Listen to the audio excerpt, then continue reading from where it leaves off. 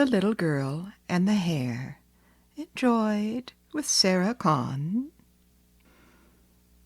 Once a woman had a pretty green garden with cabbages in it. But a little hare came each day and ate the cabbages. Then the woman said to her little girl, "Go into the garden and chase the hare away." So the little girl obeyed her mother and went into the garden and said to the hare, "Shoo, shoo, little hare, you are eating up all of our cabbages."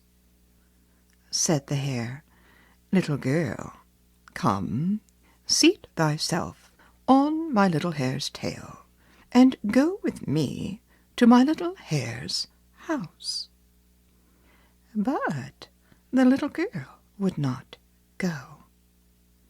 The next day the hare came again and ate the cabbages. And the mother said again, "My sweet daughter, go into the garden and drive the hare away."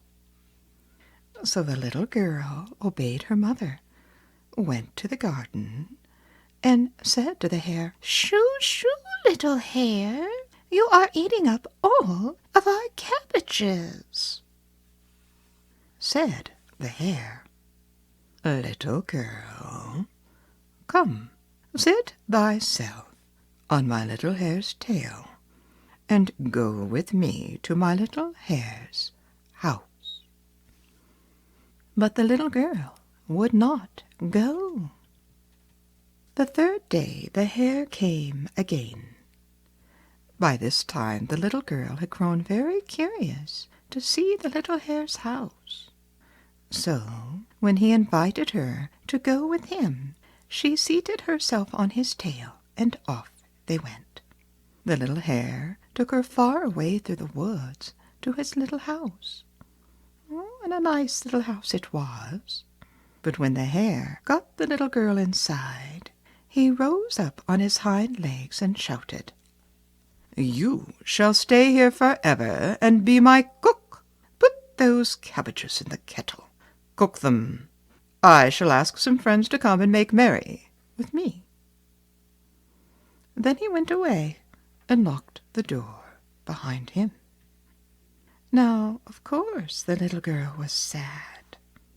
She didn't want to stay with the little hare forever. She wanted to go home to her mother. But she put the cabbages on to cook. By and by, the hare came back and shouted, "Set the table! Set the table! My guests are coming!"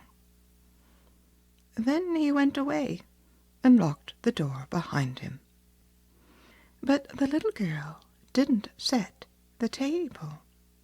She sat down on a stool and cried,